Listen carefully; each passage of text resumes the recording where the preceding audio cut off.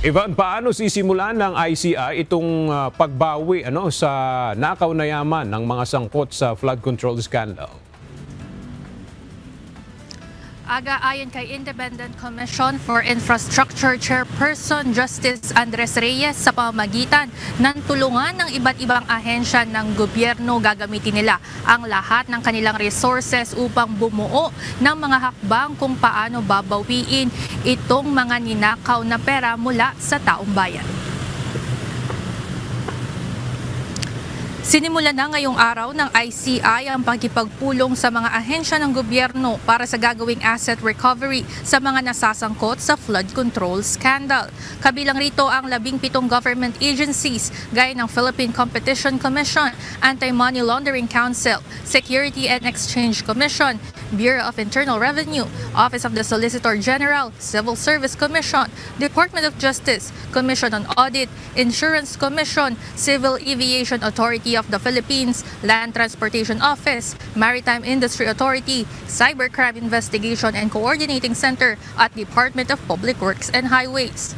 Ayon kay ICI Chairperson Justice Andres Reyes, layunin ng isinasagawang asset recovery meeting na pagtulong-tulungan ng mga naturang ahensya ang gagawing pagbawi sa mga assets mula sa mga sangkot sa naturang irregularidad sa pamamagitan ng pag-evaluate ng mga ebidensya, intelligence reports at mga impormasyon na ipinadala sa kanila at mismo nilang nakalap.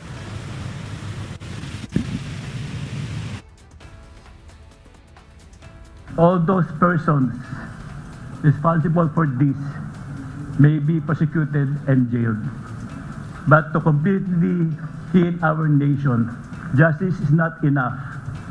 We need restitution. Again, we need restitution. Anya, mahalagang parte ito ng tungkulin ng ICI sa pagbibigay ng accountability sa taong bayan matapos magamit sa mga paggasta sa mga mamahaling gamit, pinangsugal sa mga kasino at pagbabakasyon sa ibang bansa. Ang pondong dapat sana ay para sa pagpapagawa ng mga eskwelahan, ospital at iba pang proyekto ng pamahalaan. The different agencies of the government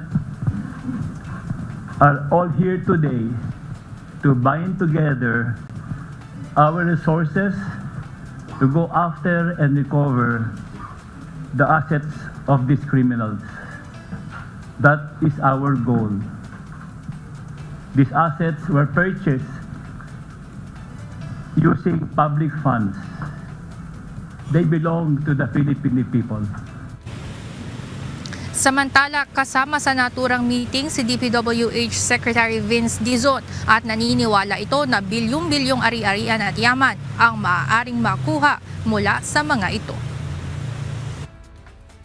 Doon pa lang sa na-freeze na accounts ng AMRA, I think that's already 5 billion, roughly. Okay. Doon sa air assets pa lang ni former Congressman Zaldico, 5 billion na ulit. So that's already 10 billion, doon pa lang. And we're talking about one case, 2 cases pa lang na na-file sa Ombudsman. So, you can just imagine kung gaano kalaki ang posibleng mabawi. Billion-billion ito. Dagdag pa ni Dizon, tutulong ang DPWH sa pamamagitan ng pagsusumite ng documentary evidences para sa gagawing recovery of assets.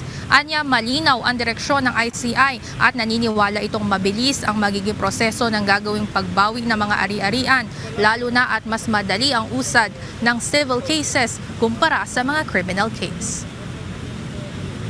Aga, sa ngayon, nagpapatuloy ang asset recovery meeting ng ICI at inaasahan natin na mamaya ay makakapagbigay ang komisyon ng mga update kung ano ang mga napagkasunduan at napag-usapan sa naturang meeting, lalo na at nananatiling pribado itong isinasagawang asset recovery meeting dito sa ICI.